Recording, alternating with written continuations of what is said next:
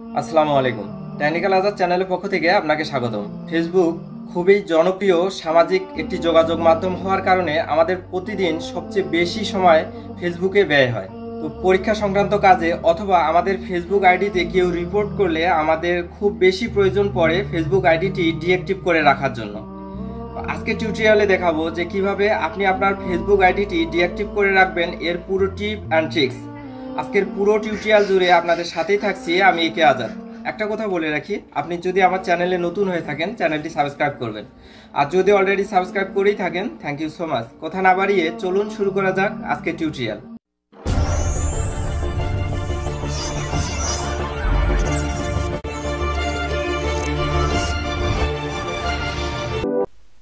এখন আমি দেখিয়ে দিচ্ছি কিভাবে আপনারা ফেসবুক অ্যাকাউন্ট ডিঅ্যাক্টিভ করবেন।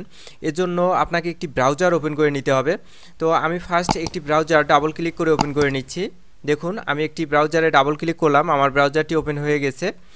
এখন হচ্ছে উপরে দেখুন এটি হচ্ছে অ্যাড্রেস বার। অ্যাড্রেস বারে আমি লিখে দিচ্ছি facebook.com, অর্থাৎ facebook.com লিখে কিবোর্ডের ইন্টারফেস করতে হবে। তো আমি facebook.com লিখে কিবোর্ডের ইন্টারফেস করতেছি। আমার ফেসবুক আইডিটি লগ ইন অবস্থায় রয়েছে বিধায় আমি হচ্ছে এরকম ইন্টারফেস পাচ্ছি। যদি আপনার লগ ইন না থাকে তাহলে মাস্ট আপনাকে লগ ইন করে নিতে হবে। তারপরে রাইট সাইডে যে সবার উপরে দেখুন অ্যাকাউন্ট নামে একটি অপশন রয়েছে, সবার উপরে এখানে ক্লিক করে দেবেন।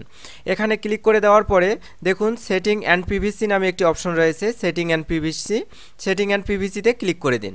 তারপরে হচ্ছে সেটিং নামে একটি অপশন খুঁজে পাবেন সবার উপর, দেখুন এই যে সেটিং, এখানে ক্লিক করে দিতে হবে।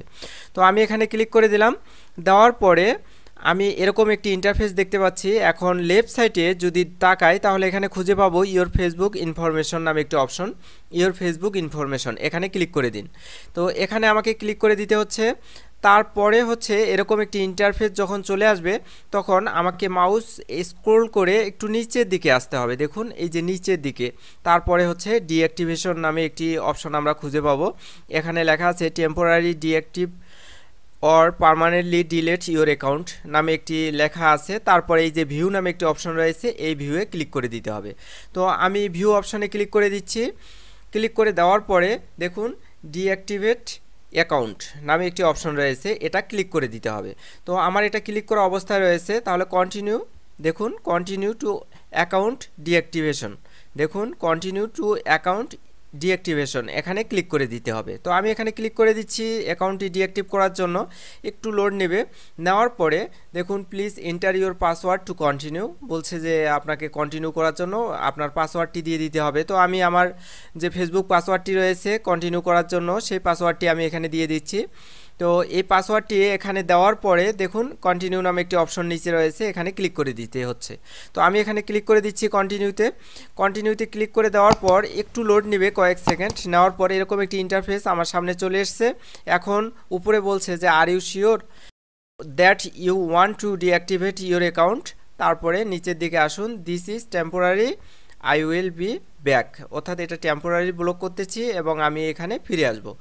করে দেখুন এই যে রাইট সাইডে এই যে আইকনটি রয়েছে এই আইকনে আমি ক্লিক করে দিচ্ছি। দেওয়ার পরে this is temporary I will back, এবং লগ আউট করতে চাইলে আপনারা লগ আউট করতে পারবেন, কিন্তু আমি এই অবস্থায় লগ আউট করব না বা করারও প্রয়োজন নেই। আপনারা এই যে ক্যান্সেল নামে অপশন এখানে ক্লিক করে দিবেন।